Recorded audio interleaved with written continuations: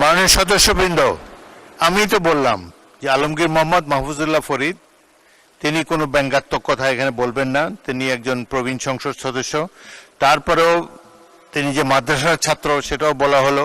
আপনারা নিশ্চয়ই হয়তো ওনাদের চেয়ে বেশি জানেন, অনেক আলেম ওলামা আপনাদের মধ্যে থাকতে পারে, এটা নিয়ে বিতর্ক হোক এটা চাই না। আমরা সবাই মুসলমান, এখানে অধিকাংশই মুসলমান, এই দেশটারও 92% মানুষ মুসলমান। সুতরাং এগুলো নিয়ে সংসদে কোনো রকম বিরূপ আলোচনা হোক, এসব স্পর্শকাতর বিষয়, এটা তো চাই না। ঠিক আছে, সেটা আমি ইতিমধ্যে মাননীয় সদস্য আমি বলেছি আমি পরীক্ষা করে দেখব যদি না না মাইক ছাড়া বলবেন না, না না 1 সেকেন্ডও না, এটা স্পর্শকাতর বিষয়। আপনাদের সিনিয়র নেতারা সামনে দাঁড়িয়েছে, সংসদে প্রথম বেঞ্চের যখন সিনিয়র নেতারা দাঁড়ায় পিছন দিকে আপনারা বসে যাবেন। এবং আচ্ছা মুজিবুর রহমান সাহেব বলেন, কিন্তু কোনো বিতর্ক হয় এমন কোনো কিছু তুলবেন না। এখানে সবাই তো অধিকাংশই মুসলমান, অধিকাংশই ধর্মের প্রতি ধন্যবাদ শ্রদ্ধা পোষণ করেন। ধন্যবাদ মাননীয় স্পিকার। আমাদের মাননীয় স্বরাষ্ট্রমন্ত্রী যেহেতু দাঁড়িয়েছেন এবং তিনি কথা বলেছেন, তার কথাকে যাতে লাইন মতো হয় সেজন্য তিনি নেওয়ার চেষ্টা করেছেন। এই আয়াতটা যে নাজিল হয়েছে, কেন নাজিল হয়েছে? এই আয়াতটা নাজিল হওয়ার প্রেক্ষাপট হচ্ছে আল্লাহ তাআলা তার অগণিত নিয়ামত এই পৃথিবীতে রেখেছেন। তিনি বলেছেন আইন তাউদ্দু নিয়ামাতাল্লাহ লা তুহসুহা, তোমরা যদি আল্লাহর নিয়ামতকে গুনতে চাও তাহলে গুণে শেষ করতে পারবে না। যারা আল্লাহর এই দুনিয়ায় আল্লাহর নিয়ামত ভোগ করছে, আমি কথা বলছি এটা আল্লাহ আমাকে একটা নিয়ামত দিয়েছেন, অতএব আমার মুখ দিয়ে আল্লাহর বিরুদ্ধে কোনো কথা আমি বলতে পারি না।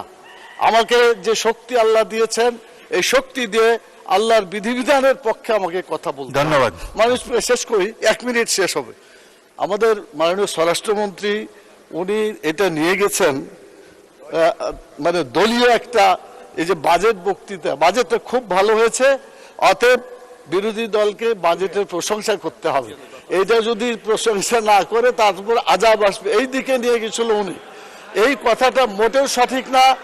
আমি বলতে চাই যেটা, ধন্যবাদ, কথা এটাই হয়েছে মাননীয় স্পিকার।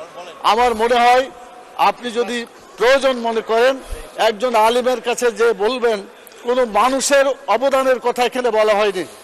ধন্যবাদ।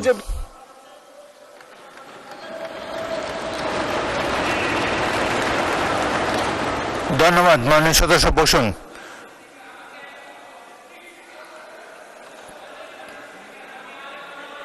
না না ঠিক আছে, না না আমি এখানে এখানে মাদ্রাসা পড়ার, মাদ্রাসা শিক্ষায় শিক্ষিত আলেম অনেক বেশি আছে এখানে এই দিকের চাইতে, সেটা তো আমরা স্বীকার করে নিয়েছি। তবে আমার এই ট্রেজারি বেঞ্চও 2-1 জন আছে। ওই দিন আপনি বলেছেন ভালো, অলরেডি আপনি কিছু জানেন, এটা তো আমরা ধরে নিলাম। এখন আপনি বললে আবার একটা বিতর্ক শুরু হবে। Kamruzzaman Ratan, no more please, আমাদের বাজেট বক্তৃতায় যেতে হবে। পরে আরেক সময় আরেক দিন বলেন, আপনার এটা জমা রাখেন, পরের দিন আরেক। আচ্ছা বলেন, কিন্তু কোনো বিতর্কের সৃষ্টি করবেন না, ওয়াদা করলাম। আচ্ছা কামরুজ্জামান বলুন। বিসমিল্লাহির রহমানির রহিম। আমি আলেমুল আমাদের মাঝখান দিয়ে যে কথাটা বলবো, যদি ভুল হয় ওনারা শুদ্ধ করে নেবেন। পবিত্র কোরআনে একটা আয়াতের মধ্যে আছে সামিআনা ওয়া আতানা, আমরা শুনলাম এবং এতায়াত করলাম, যা সহি তারাই যেন আমরা আমল করি, এই আমলের মধ্যে দিয়ে আমাদের যেন পরিশুদ্ধতা থাকে। ধন্যবাদ মাননীয় স্পিকার। ধন্যবাদ।